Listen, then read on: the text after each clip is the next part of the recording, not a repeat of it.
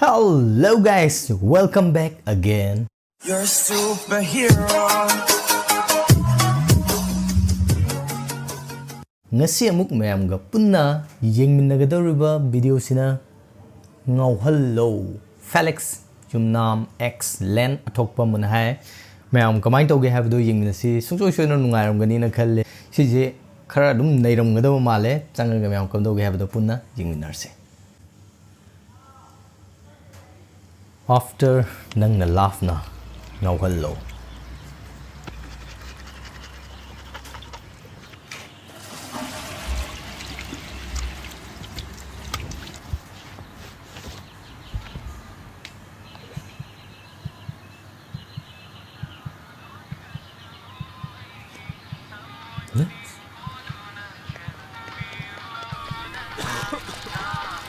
Nang na lap na jadi padang tarak puni si saja.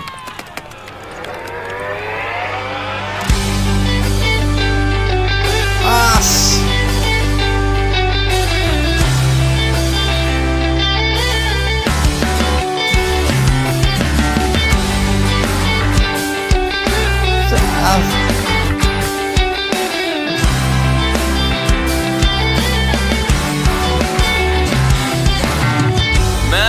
Than her actual age, people call her problem, but she's wise, she's nice when it needs to be.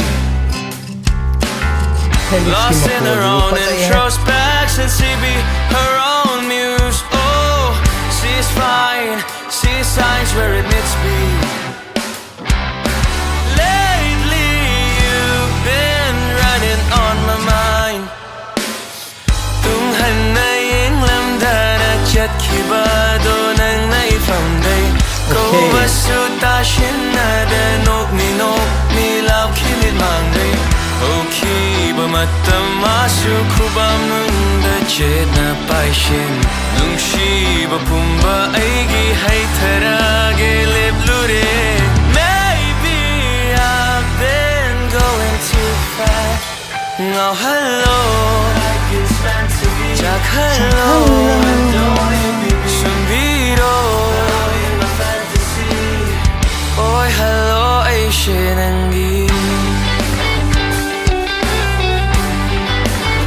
Asigi music se kayo jangan le nang na lap na do.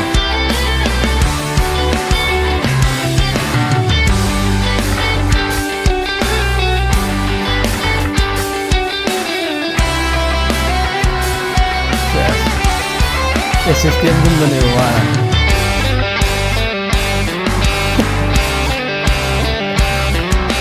Wakal mal. Yes.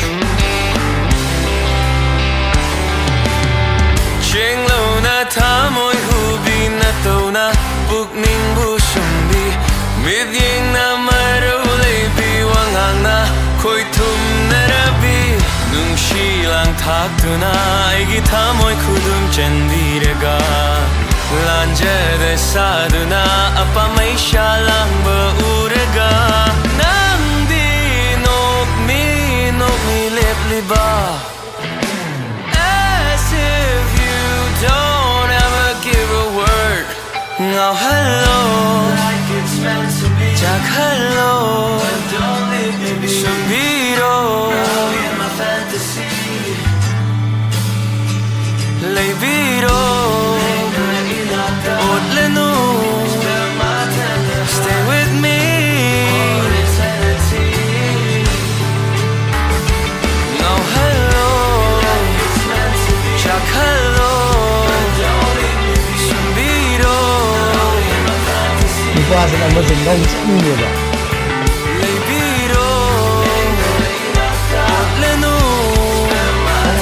Stay with me. Oh hello, Asian and me.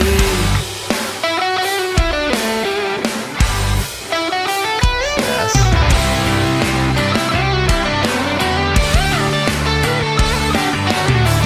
Le soy hap Tarehe.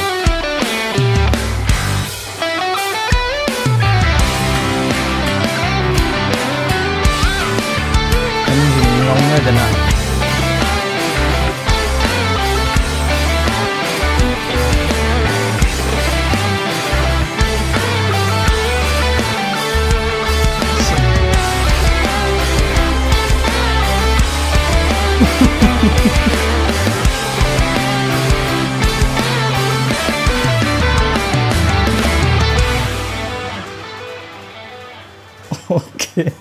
Loigre.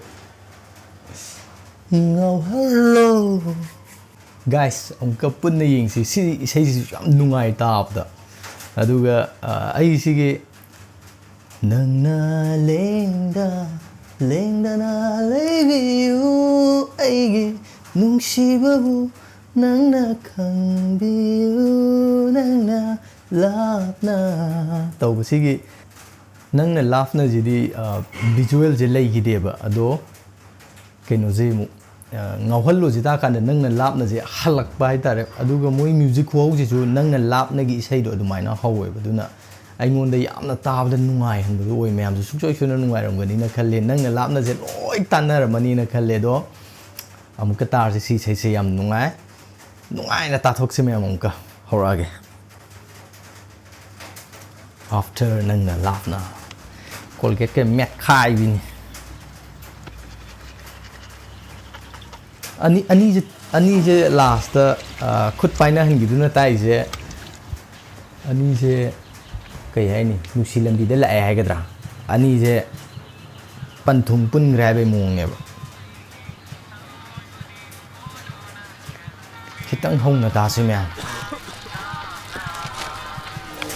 sigi hor pagi da tang do ka ha chet man ha la ba si je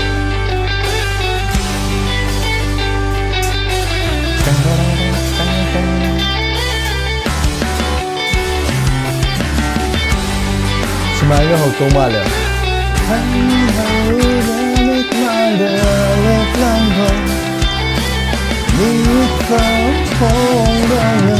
Man shared the intellectual age, people call her problem, but she's wise, she's nice when it needs to be. Lost in her own introspection, she be her own muse. She's fine, she shines where it needs to be.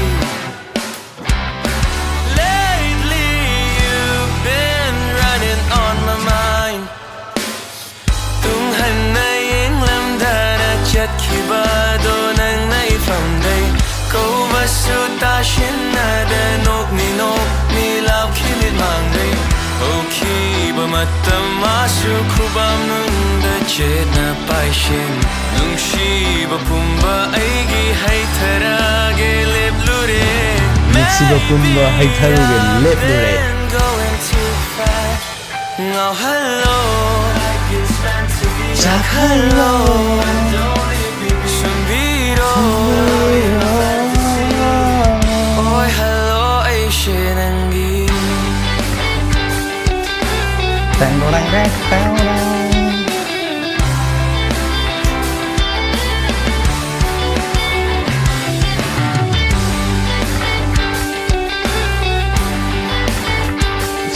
music is nungai ba la ga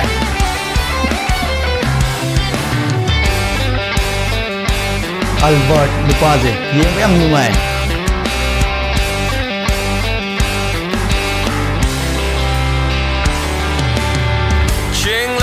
Thamoi hubi na tona pukning bu sumbi mana human sauraga mana pamjam na tinghan ni da nung shilang thakuna aigi thamoi khudum chandirega lanja de saduna apamai shalang ba urega nandi nok mi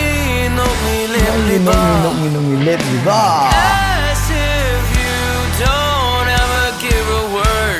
Ngaohalle Chakhallo Sumbiro Leibiro Otleno Stay with me Kukating pumunggus mana Ngaohalle Chakhallo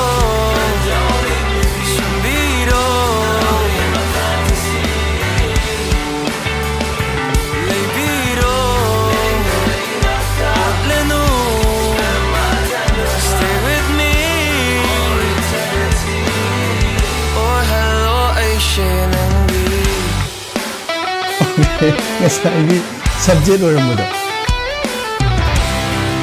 오이도래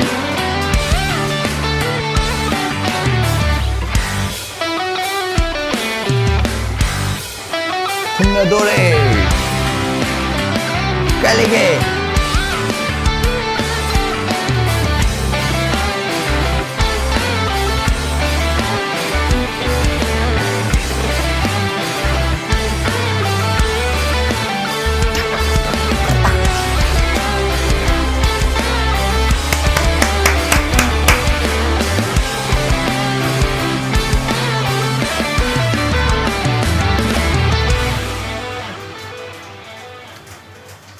그래 참 찌는 누가이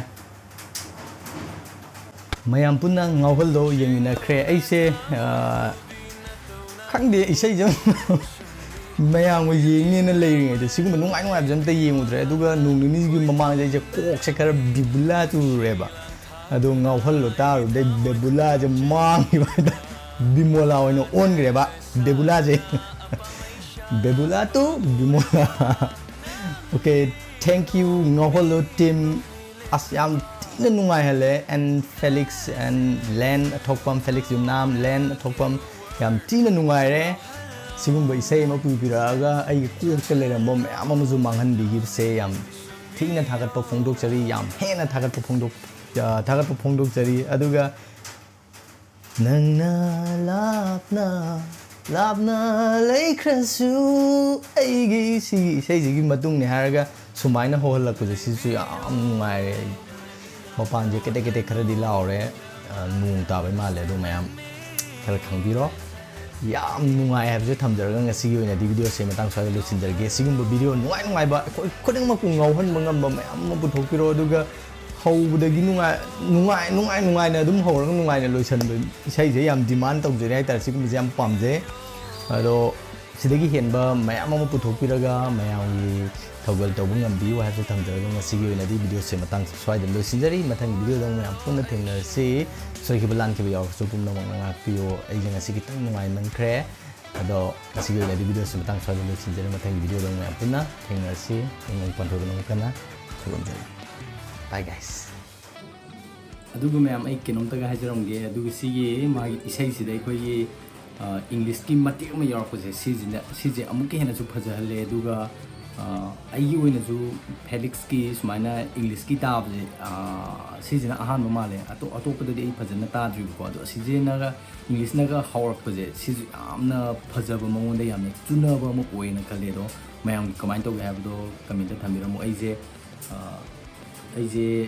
mapanda imanaba lakpdagi aije video se nambaje yam thuna loisangreba ado sigi ma waijim katang haining na haiba nang hawdre do mayam ayoina English yarakpase sije yam phajai yam tabda yam nungai na khalle mayam comment to have to comment thabiramo bye guys